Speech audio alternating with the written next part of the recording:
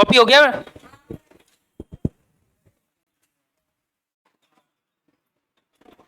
इधर देखो, इधर इधर, बस देखो इधर जरा ध्यान से। तो बेटा यहाँ क्या देख रहे थे अपन? सूफी भक्ति आंदोलन। लास्ट वाली क्लास में क्या देख चुके थे अपन कि यहाँ तक कहानी सरिया क्या था, सिलसिला क्या था, दरगाह क्या था, खानकाह क्या था, ये चीजें अपन देख चुके थे लास्ट वाली क्लास में। इसके बाद यहाँ है ना, अब देखो सूफी क्या चल रहा बेटा? सूफी सिलसिला। सिलसिले का मतलब अपन देख चुके थे कि एक जंजीर के रूप में, जो मुख्यतः जो जंजीर है वो किसका काम करती थी कि मुरीद और जो सेकी के बीच में एक कड़ी उनके विचारों का आदान प्रदान या उनकी बात को वहां तक पहुंचाने के रूप में कार्य करती थी। अब बेटा यहाँ से देखना है कि सूफी सिलसिला, सूफी सिलसिले कितने आए? तो सीधी बात यह है कि बेटा कि अलग अलग उन्होंने अपने अपने अलग अलग भक्ति भाव से उन्होंने अल्लाह को प्राप्ति करने का प्रयास किया या अपनी बात को वहां तक रखने का प्रयास किया। तो यहाँ देखा जाए तो अबुल फजल ने कितने सिलसिले बताया बेटा? 14 बताए, जिसमें से देखा जाए चिश्ती सिलसिला और बहुत सारे सिलसिले हैं, 6-7 जो अपन मेन मुख्य है वो पढ़ेंगे। तो इसका संस्थापक कौन है बेटा? मोइनुद्दीन चिश्ती। किसके साथ आया था बेटा? तो मोहम्मद गौरी। किसके साथ आया था बेटा? मोहम्मद गौरी के साथ भारत आया था। और बेसिकली इनकी दरगाह कहाँ है बेटा? तो आप देखोगे अजमेर में। कहाँ है? अजमेर में इनकी दरगाह है। और एक तरीका से राजस्थान अजमेर इनका क्या बना बेटा?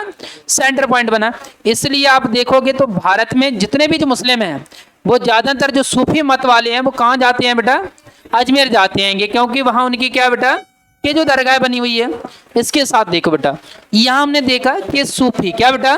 सूफी। सूफी के अंतर्गत अपन देखेंगे चिश्ती हो गया, सोहरावर्दी, कादरी, नक्शबंदी और सत्तारी। इनके संस्थापक भी अपन लिख चुके हैं लास्ट वाली क्लास में, सारे के संस्थापक लिखे हैं। नाम रट लेना, जैसे भी बने तैसे, क्योंकि पूछे जाते हैं, वो रटना पड़ेगा जैसे भी हो।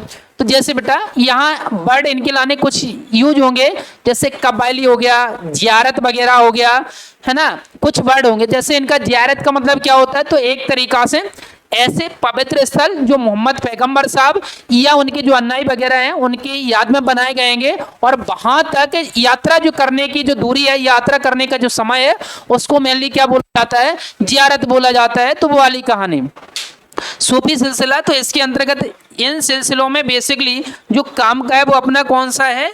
अपना जो काम वाला है वो कौन सा बेटा? चिश्ती सिलसिला। तो चिश्ती सिलसिले को देखते हैं थोड़ा सा। यहाँ के सिलसिला के बारे में देखा क्या बेटा? शाब्दिक अर्थ इसका क्या होता है? जंजीर। और वही बता दिया कि मुरीद और मोहम्मद पैगंबर के बीच, फिर बाद में जी कड़ी किसके बीच हो गई बेटा? शेख और मुरीद के बीच में होगी। अब देखो यहाँ से, तो यहाँ लौरी नामा या शादी नामा, यहाँ देखा जाए तो प्रचलित उनके गीत या संगीत जो लोकल लैंग्वेज वाले कहा जाए, जैसे साउथ में इनका ज्यादा प्रचलन था, कन्नड़ वाला जो क्षेत्र हो गया उस वाले क्षेत्र के अंतर्गत।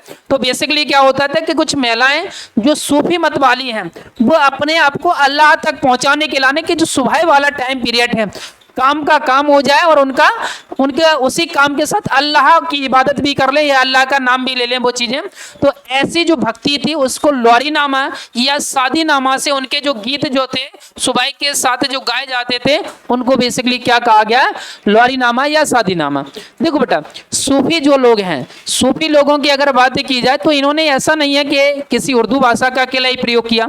उर्दू हो गई, फारसी हो गई, अरबी हो गई और अपनी हिंदी वाली भाषा, तो इन्होंने लोकल लैंग्वेज के अंतर्गत सारी भाषाओं को कहीं ना कहीं इन्होंने यूज किया है। तो उन चीज़ों की लाने तो यहाँ बेसिकली इनका कि जो यहाँ एक एग्जांपल दिया इन्होंने कि सुबह के समय जो महिलाएं होती हैं चक्की चलाती हैं, तो चक्की चलाते वक्त वो इस तरीके से लोरी नामा या शादी नामा जी गाती थी।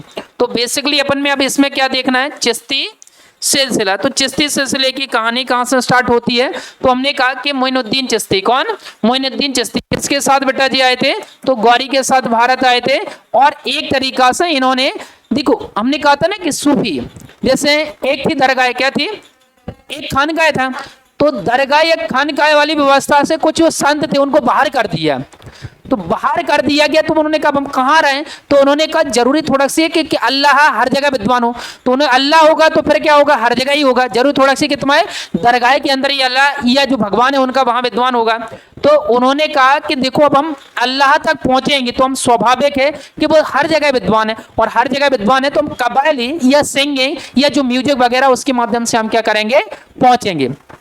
देखिए बेटा यहाँ कबायली एक का बेटा जो कबायली वर्ड है, इसमें देखा जाए तो अभी आगे के जो अमीर खुसरो और वो जो अमीर खुसरो मिलेंगे वो इसमें एक वर्ड नया जोड़ेंगे, कॉल। कॉल कुछ पंक्तियां होती हैं जो कबायली के आगे पीछे यूज की जाती हैं, उन पंक्तियों को कॉल इन्होंने बोला। तो यहाँ संस्थापक कौन है बेटा? मोइनुद्दीन चिश्ती। इनके शिष्य कौन होते बेटा? हमीउद्दीन और नागौरी और ख्वाजा कुतुबुद्दीन बख्तियार की, है ना। तो अब यहाँ मैंने जैसे ऐसे याद रखो लो, है ना, शिष्य हैं नागौरी और काकीपुर काकौरी का, नागौरी और काकौरी, तो हमीउद्दीन नागौरी और कौन हो गए? ख्वाजा कुतुबुद्दीन बख्तियार काकी। अब इनके शिष्य कौन हुए बेटा? फरीद, और फरीद के नीचे कौन हुए बेटा? निजामुद्दीन औलिया। निजामुद्दीन औलिया बेटा एक ऐसे व्यक्ति थे जो इतने शांत स्वभाव के व्यक्ति थे, इनको माया मोह से कोई लेना देना नहीं, किसी के दरबार में नहीं जाना, किसी सुल्तान से नहीं मिलना। मोहम्मद बिन तुगलक यानी जो लोग थे उन्होंने तो बुलाते बुलाते परेशान हो गए, लेकिन नहीं गए। जैसे मोहम्मद बिन तुगलक ने इनकी दरगाह जो दिल्ली में बनवाई थी, इनकी इच्छा के विरुद्ध बनवाई थी, इन्होंने उन चीज़ों से मतलब ही नहीं था, लेकिन लोग बाग इनसे इतना प्रेम करने लगे कि जो मोहम्मद बिन तुगलक है उन्होंने भी क्या कर दी, इनकी दरगाह वगैरह बना दी गई है। तो इस तरीके से देखा जाए तो बाबा फरीद, फरीद के नीचे कौन है? निजामुद्दीन औलिया। निजामुद्दीन औलिया की बहुत अच्छी खासियत है कि इन्होंने कुछ चीजें एक अलग तरीका से इन्होंने मतलब प्रस्तुत की, कुछ अलग व्यवस्थाएं जो लेकर आएंगे उन चीजों के बारे में। जैसे यहाँ कुछ व्यवस्थाएं जैसे हमने देखा बेटा कि जिस साथ एक दिन बड़ा टाइम पीरियड था, ज्यादा समय तक इनका टाइम पीरियड रहा, तो इन्होंने दिल्ली सल्तनत, क्या इस समय दिल्ली सल्तनत जो थी, तो लगभग 7 सुल्तानों का सीधा सीधा कॉम्पिटिटिव में पूछा जाता है कि ऐसा कौन सा सूफी संत था जिसने ज्यादातर सुल्तानों के शासनकाल या टाइम पीरियड को देखा। तो ज्यादातर सुल्तानों के टाइम पीरियड को देखने वाले रहे, युग पद्धति का प्रचलन करने वाले रहे, और इनकी दरगाह को कहाँ बनाया गया बेटा? दिल्ली में। किसने बनाया था? मोहम्मद बिन तुगलक ने, और इनकी क्या बेटा? इच्छा के विरुद्ध बनाया था। इसी बात हमने देखा बेटा नासिरुद्दीन चिरागी देहलवी, अमीर खुसरो, और कौन हो गए? शेख बहाउद्दीन गरीब। तो देखो यहाँ इनके शिष्य कौन हुए? जिस शिष्य, ऐसा कहा जाता है कि जो अमीर खुसरो है वो बहुत ज्यादा इनसे लगाव था इनका, कि जब इनकी जो मृत्यु हुई निजामुद्दीन औलिया की, तो अमीर खुसरो ही कुछ समय बाद इनके शोक में जी भी क्या चले गए थे बेटा? डूब के भी इनकी क्या हो गई थी? डेथ हो गई थी। तो इस वजह से देखा जाए तो जी अमीर खुसरो। अब हाँ, अमीर खुसरो ही थे जिन्होंने बेटा कौन सा वर्ड जोड़ा था? कॉल करके एक वर्ड जोड़ा था जो कबायली के लाने यूज होता है, ठीक है। यहाँ कौन है बेटा? शेख बहाउद्दीन गरीब। दक्षिण भारत में चिश्ती संप्रदाय का प्रचार प्रसार करने के लिए किसे जाना जाता है बेटा? शेख बहाउद्दीन गरीब को क्या देखा जाए, इन्होंने साउथ के अंतर्गत इस वाली व्यवस्था को क्या किया? लागू किया, वो वाली। आगे देखो, अब यहाँ तुमने देखा कि बेसिकली कि हमने देखा कि अब इसी के साथ साथ जैसे क्या होता था कि हमने पिछली जो पहली जो क्लास होती है पूरी कनेक्टिविटी बताते हैं, तो उसमें पहले बताया था क्रम, क्या बताया था बेटा? जल्दी बताओ, पहले नंबर पे किसको पढ़ना था? दिल्ली सल्तनत को। दिल्ली सल्तनत के बाद फिर किसे पढ़ना था? भक्ति सूफी। भक्ति सूफी के बाद किसको पढ़ना था? विजयनगर बहमनी को। और इसी के साथ किसको पढ़ना था बेटा? मुगल एम्पायर को। तो इनकी एक कनेक्टिविटी होती है। तो वही मैंने कहा कि जिस तरीके से भक्ति और सूफी चल रहा है, तो वही हम देखेंगे तो क्या चल रहा है बेटा? दिल्ली कौन चल रही है? दिल्ली सल्तनत। और दिल्ली सल्तनत में भी हम देख रहे हैं कि डायनेस्टी पहली कौन है बेटा? गुलाम वंश, खिलजी वंश, तुगलक और सैयद। जैसे हमने देखा बेटा कि यहाँ तराइन का युद्ध होगा, और तराइन का युद्ध कब हुआ था? 1191 में और 1192 में। और यहां से कहां तक चला था बेटा आपका? यहां देखेंगे पानीपत के युद्ध था। कहां तक चला था बेटा?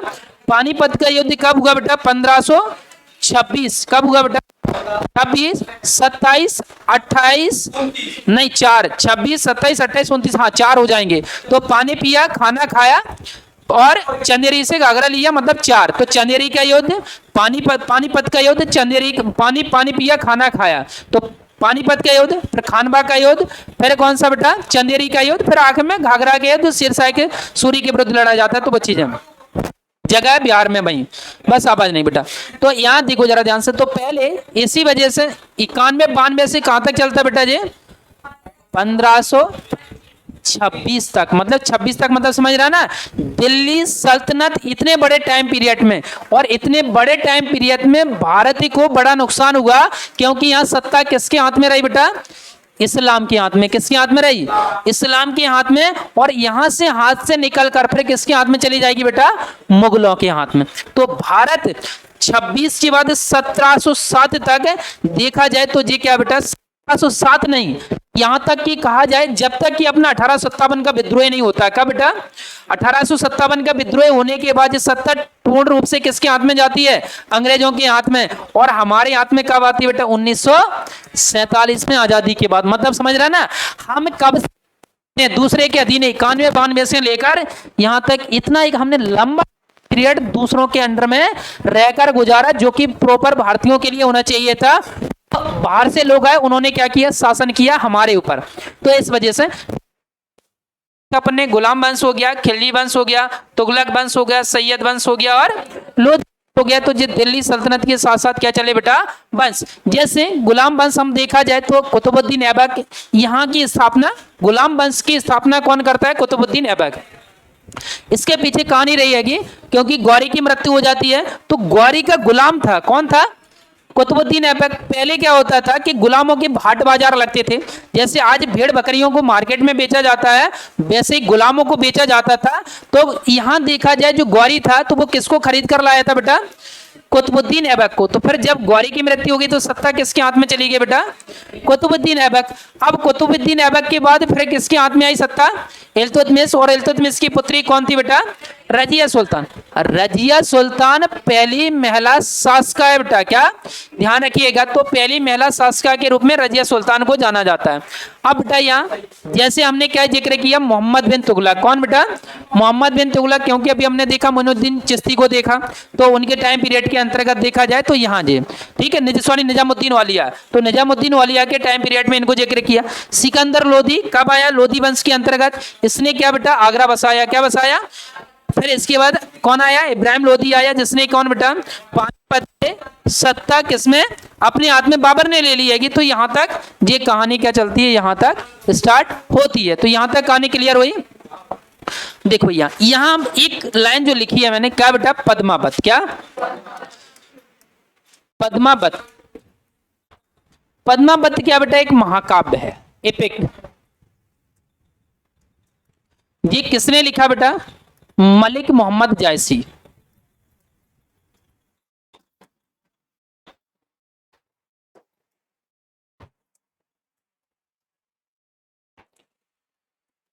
जायसी है ना। इसके बाद हम देखेंगे तो इसमें किसका बेटा? कि जो पद्मनी है या कहा जाए पद्मावती है, इनकी कहानी का जिक्र है। और कौन?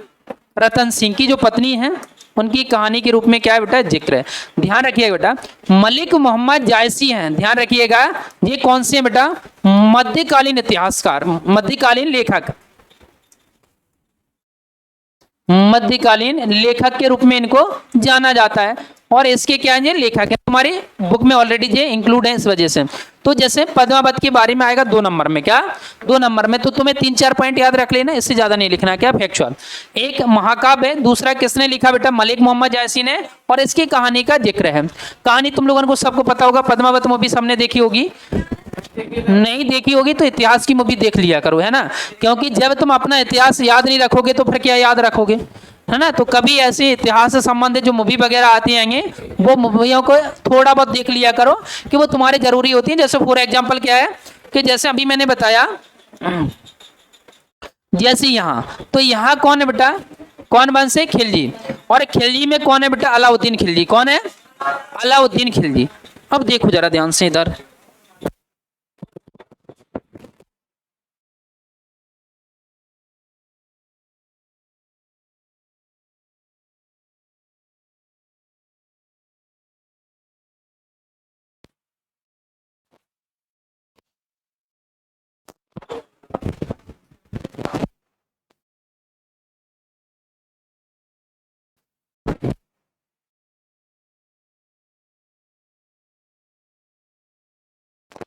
और इधर कौन हो गया? दिल्ली। तो दिल्ली पर सत्ता किसकी है बेटा? अभी अलाउद्दीन खिलजी की। और इधर सत्ता कौन सी है मेवाड़ में बेटा? रतन सिंह की। और अलाउद्दीन खिलजी ने कहानी सुन रखी है किसकी बेटा? हाँ, पद्मावती की। के इनकी जो सुंदरता है, उनकी सुंदरता का जो बखान है ऐसे ही है कि स्टार्टिंग में एक मित्रवत जी मिलने आया था और चोरी चुपके से देख के गया था, तो फिर इसके बाद उसको लगा कि एक बहुत सुंदर नारी है, तो ऐसी कंडीशन में उन्होंने बस अलाउद्दीन खिलजी ने ठान लिया था कि हमें किसको पराजित करना है बेटा, किसको करना है, रतन सिंह को, मेवाड़ को जीतना है। तब फिर करता है बेटा अलाउद्दीन खिलजी किस पर आक्रमण करता है बेटा, यहां देखो दो प्रथाएं, एक है आपकी जोहार प्रथा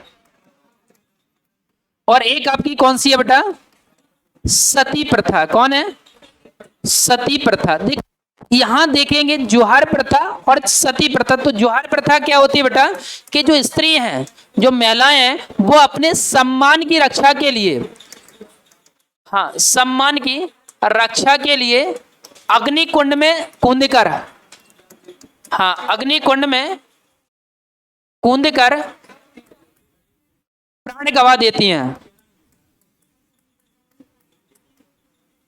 तो देखो ऐसी पद्धति को क्या बोला जाता है बेटा, जोहार प्रथा। और सती प्रथा क्या है बेटा, जिसमें क्या करते हैं बेटा, हाँ कि पति की मृत्यु होने पर उसी चिता के साथ प्राण त्याग दे, प्राण त्याग दे, तो उसको क्या बोला जाता है बेटा, सती प्रथा। इस सती प्रथा का जिक्र किसने किया था, लास्ट वाली क्लास में कौन ने किया था,